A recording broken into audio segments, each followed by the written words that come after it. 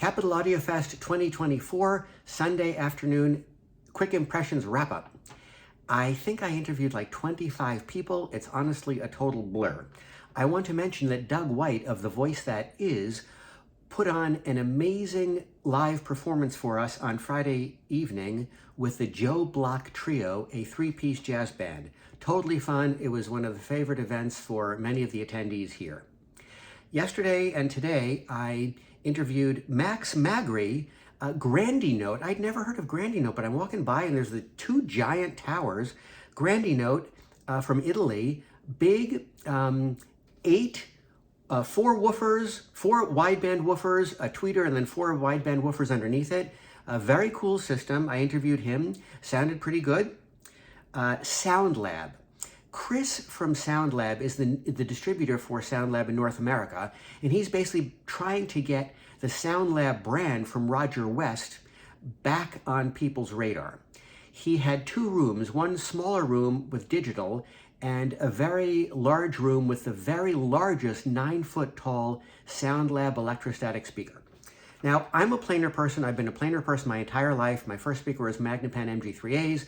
I had 25 years of Martin Logan's. Then I switched from electrostatic to ribbon, Griffin Pendragons, now Clarisis. So I'm totally a planar person. I have literally never owned a speaker that was not a planar dipole. And somehow I had never really become acquainted with the SoundLabs over the last 3 decades. A gigantic oversight on my part. You have these gigantic screens in the room. It was a big room. Chris did a great job. The room was co-hosted by Jose, Dr. Vinyl, and a gentleman from Linear Tube Audio with Linear Tube Audio, the bridged monos, putting out about 60 watts per channel.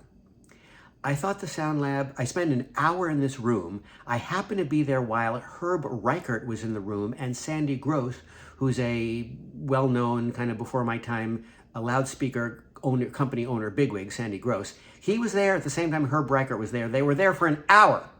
So more important, you get Herb Reichert's view, see what he thinks of the sound. I thought the transparency was perfect. I thought the tonality was perfect. I thought soundstage was completely amazing. We all have different sonic cues, what I call sonic cues, which are those particular sonic attributes which trigger in our minds our memory of the sound of live music. And as much as I loved this system, I was missing that kind of visceral physicality that when a horn blows, when a horn loudspeaker reproduces a horn, I've always said that I feel that horns make their sound in a way that is consonant with the way that horn loudspeakers propagate the sound when the sound of a horn instrument is reproduced.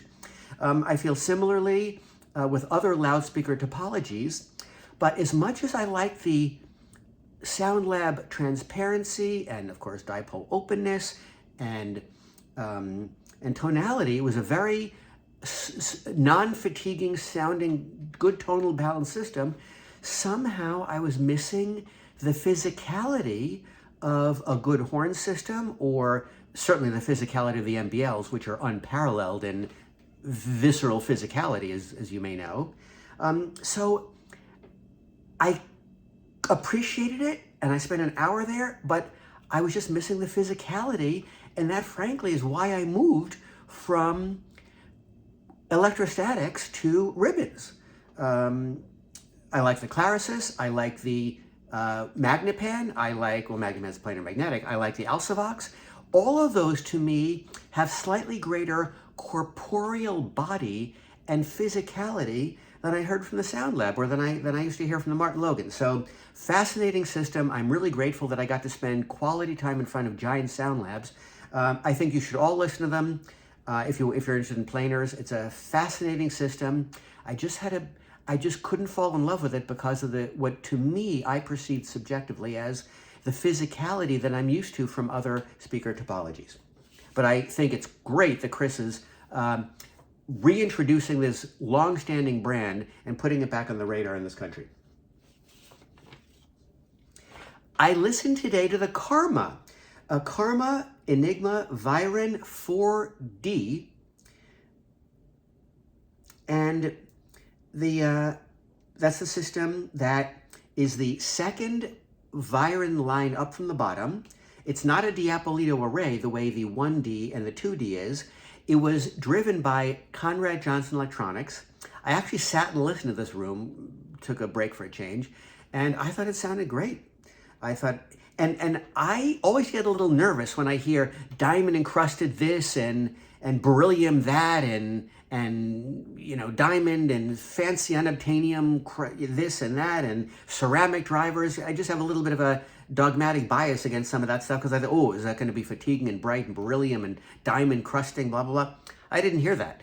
I'm not familiar with Karmas in general, but this is a wonderful sound, one of my favorite of the show, and I really do like the Conrad Johnson stuff with it, and perhaps the Conrad Johnson is just giving it a little bit of taking a bit of edge off what might otherwise be diamond-crusted beryllium stuff, but that's pure vile speculation because I have no idea. All I know is, despite my suspicion and concern about beryllium and diamond crusted, it sounded wonderful. It did not sound bright or fatiguing in any way, and I think that Conrad Johnson was a great match with the Karma.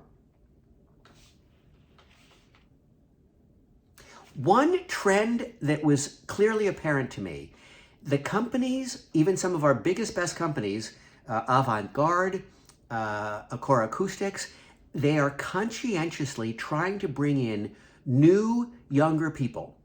Angie Lisi, who is the distributor for Avant-Garde in North America, she was showing a $4,000 Avant-Garde horn speaker, a two-way. I interviewed her as well.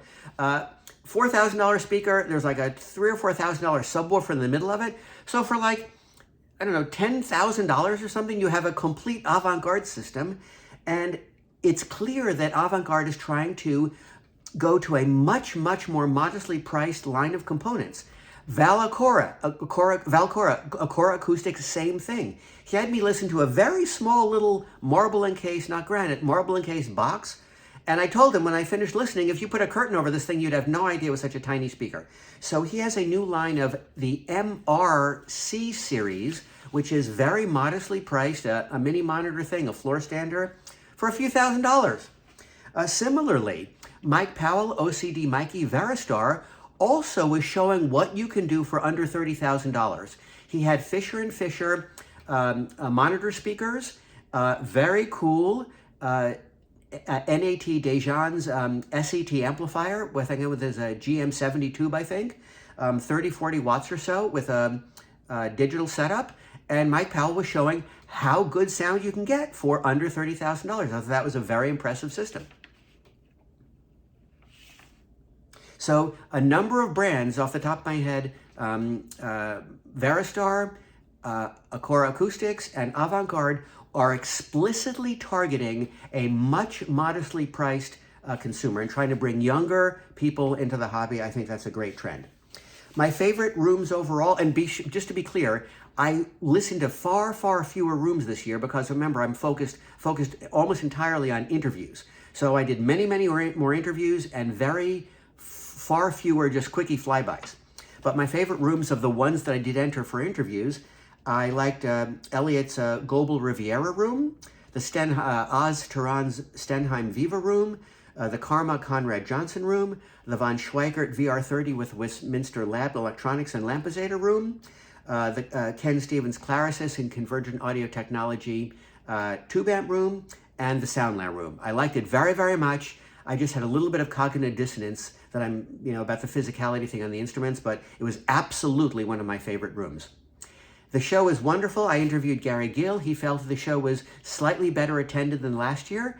Frankly, I'm not so sure about that because normally I expect to see Saturday, I expect the hallways on a Saturday to be easily twice as busy as the hallways on a Friday. I didn't really feel that way, but he would know better, so I defer to him.